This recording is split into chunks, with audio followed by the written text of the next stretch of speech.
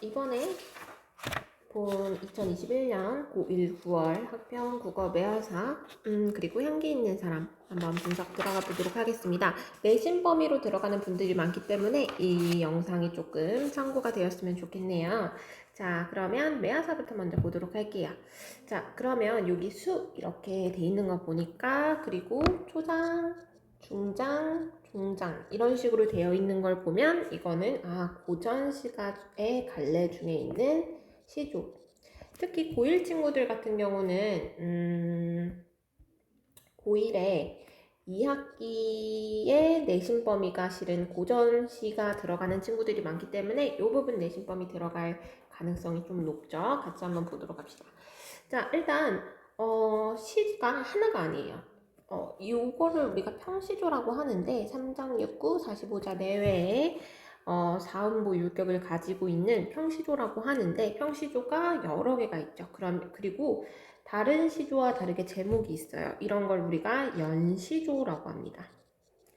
자, 그러면 매화사, 제목에서부터 매화가 나오니까 한번 봅시다. 어리고 성근 가지, 너를 믿지 않았더니. 그럼 여기서 너는 갑자기 누굴까요? 당연히 매화를 말하는 거겠죠? 자, 그러면 어리고 성글다라는 게 약간 어리고가 좀 연약하고 엉성한 가지, 너를 믿지 않았는데 자, 눈 기약 능히 지켜 두세 송이 피었구나.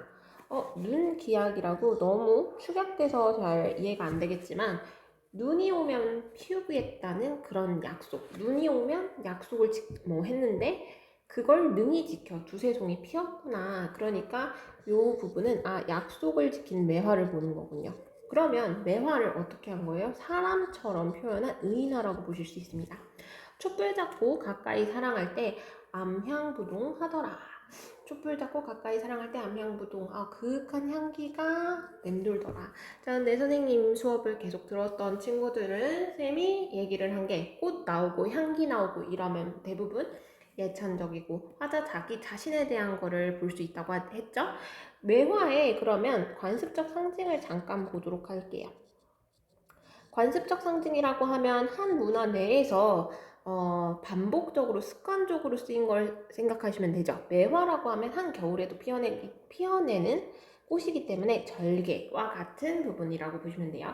빙자옥질, 요거 체크되어 있는 건 당연히 뭐라고 했었죠? 어른같이 맑고 깨끗한 색깔과 구슬같이 아름다운 자재. 그러니까 빙자옥질이요. 그러면 누구를 예찬하는 거예요?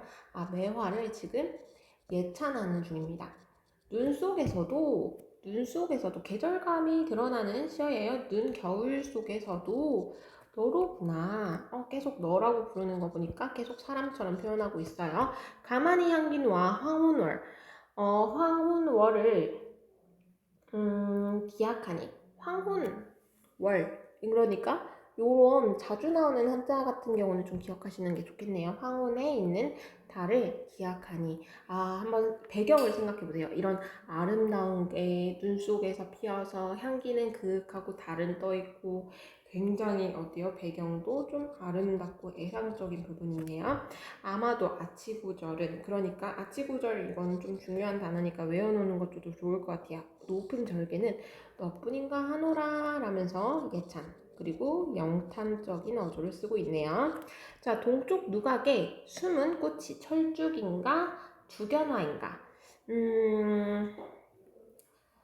온 세상 눈이요 늘 제 어찌 감히 필이 알게라 백설양추는 매화밖에 누가 있으리. 그러니까 무슨 말이냐면 이 말이 조금 어려운데 이 숨은 꽃이 철쭉꽃인지 두견화인지 온 세상 눈이요 늘 제 어찌 감히 필이. 이 제라는 말이 누구냐면 이 철쭉과 두견화를 말하는 거예요. 그럼 철쭉과 두견화가 눈 속에서 어떻게 피겠니?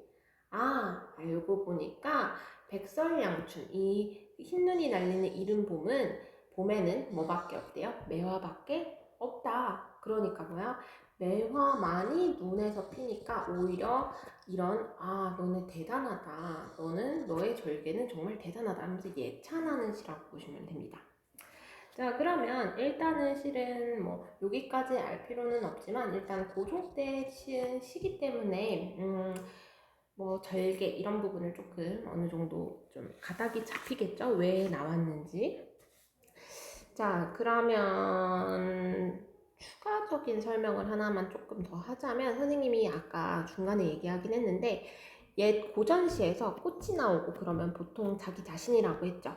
그러면 이런 거를 실은 물화일체라고도 내신에서는 읽어낼 수 있기 때문에 한번 확인을 해보세요. 예찬적인 것까지는 보통은 잘 파악을 하는데 기본적으로 근데 이제 작가 자신에 대한 얘기를 결국 매화가 오 아름답다 매화의 절개는 대단하다 근데 나도 절개 되고 싶어 나는 그런 절개를 갖고 있어 이런 말인 걸 보니까 그러니까 결국 매화의 절개를 자기가 알고 있다 그 말은 실은 자기의 절개를 매화에 투영한 거기 때문에 물화일체라고도 내신에서는 보는 경우도 있어요. 그러니까 이 부분도 조금 난이도가 그때는 좀 난이도가 생기겠죠? 이 부분 확인해보면 좋을 것 같습니다. 자, 그러면 다음에 나온 작품은 신석정의 향기 있는 사람 보도록 할게요. 이 향기 있는 사람 같은 경우는 굉장히 이건 보니까 융합 지문이네요. 이거는 현대수필 여기다가 필기를 해놓을게요. 현대수필. 요즘은 이렇게 고전, 현대 뭐 막 그런 거 상관없이 막 섞어놓죠. 자, 그러면 수필이다 보니까 문학 작품 자체는 어렵지는 않았는데 너무 이 안에서 뭐 깊은 의미를 찾으려고 했다면 좀 작품이 어렵게 느껴졌을 수도 있어요. 자, 한번 보도록 할게요. 나이가 들수록 격이 높아지는 건 나무다라고 그냥 생각을 아예 대놓고 얘기를 했네요. 보니까 얘도 나무에 대한 긍정적인 생각이 있는 것 같아요. 왜? 격이 높아진다 라고 얘기했잖아요. 경기도 용문사에는 천여 년에 심었다는 고령의 은행나무가 있어서 45m의 키에 아래 부분이 직경이 4m나 된다니 산으로 치자면 백두산이요 한라가 아닐 수 없다. 자, 뜰하게 자질구레한 나무만 심어놓고 바라보아도 한결 마음이 든든한데 그쯤 고령의 거목이 보면 내 하잘것없는 인생을 송두리째 맡기고 살아도 뉘우칠 게 없다. 자, 그러면 지금 이 은행나무가 있는데 걔가 백두산이나 한라산만큼 대단하다 이렇게 얘기를 하고 있는 거예요. 그러면 뭐야? 예찬적으로 얘기를 하네요. 자, 그럼 그 밑에 문서부터 볼게요. 홍야항야 보니까 남의 일에 쓸데없이 참견하는 모양. 그러면 좀 안 좋은 거네요. 세속적인 생각에 젖어 사는 것이 너무 치사하다. 지금 자신의 삶에 대해서 어떻게 부정적으로 지금 인식하고 있어요. 자, 그럼 창앞에 대를 심어 소소한 가을바람을 즐길 줄 모르는 바는 아니오. 또한 눈부신 장미꽃이 싫은 바도 아니오. 오색영롱한 철쭉도 싫은 바는 아니지만 그런 과목보다는 아교목이 좋고 아교목보다는 교목이 믿음직해 보인다. 그러니까 아교목은 교목과 과목의 중간 식물. 그러니까 요 대나 장미꽃이나 철쭉이나 얘도 좋긴 좋은데 조금 가늘죠. 살짝. 근데 교목 같은 경우는 교목이 가장 이렇게 표시를 해야겠네요. 교목이 가장 가지가 굵은 애예요. 그러면 가장 굵은 애 이런 애들이 좋다. 그러면 욕심껏 꽂아놓은 나무가 좁은 뜰하게 초만원이 돼요. 자, 그러니까 욕심껏 꽂아놓은 나무가 엄청 많아졌다는 거야. 그러니까 이 글쓴이는 나무를 진짜 사랑하는구나. 어찌할 도리가 없어 제일 먼저 장미를 담옆으로 분산시키고 아교목의 호랑가시와 교목인 태산목 은행나무 나구송을 알맞게 자리잡아 세운 것도 호화찬란한 장미처럼 눈부신 여생이기보다는 자, 그러면 왜 장미를 이렇게 분산시켰냐?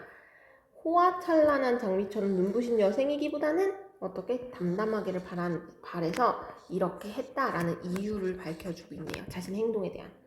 그러면 차라리 그보다는 날로 거목의 몸매를 잡혀가는 아교목들에게 끌리는 정이 더욱 좋다고 믿음직한 사실이라. 그래서 이 거목, 교목에 대해서 더 정을 보인다. 긍정적인 정서를 훨씬 더 여기서 계속 반복하고 있어요.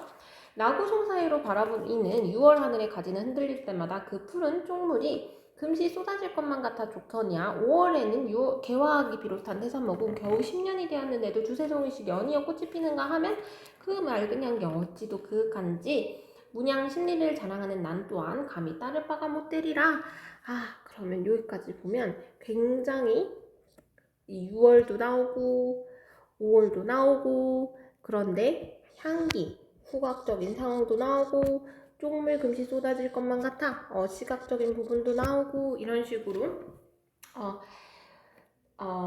나무에 대해서 즐기는 그 모습을 표현하고 있네요. 자, 그 다음 백년송이처럼 탐스러운 봉우리에 어쩌면 향기를 가득 저장하고 있는 것 같다.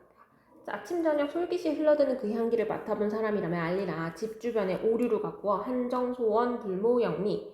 그러니까 요 말이 조금 어렵지만 다행히 밑에 있죠. 이 단어 뜻을 봅시다.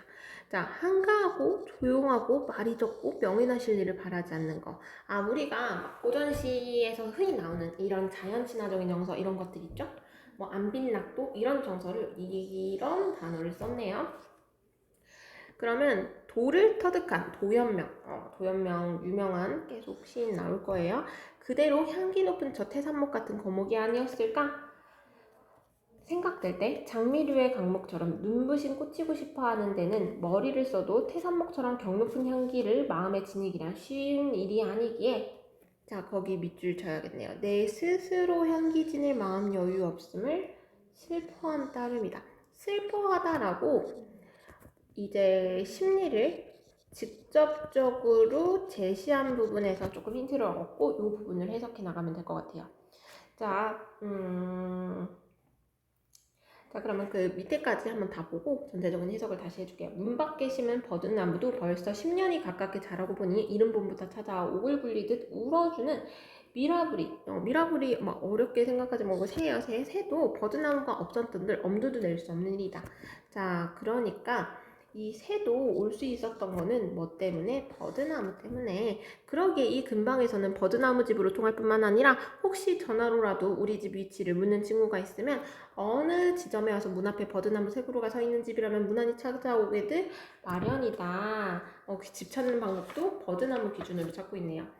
자, 그러면 당초에 5그루를 심어 정성스레 꾸몄는데 이웃집에서 가을 낙엽에 성화를 내고 자기 집 옆에 서 있는 놈만 베어주었으면 하기에 그 집 주인에게 처분을 맡겼더니 베어다가 장작으로 패댄 모양이고 또 한 그루는 동네 애들이 멜지국에 매달리는가 했더니 끝내는 껍질을 홀랑 벗겨대는 등살에 기어고 고사하고 보니 자 그러니 처음에 5그루에서 4그루로 남는 여기 이유를 여기서 나왔네요. 3그루만 남은 이유를 여기서 밝혀준 거예요.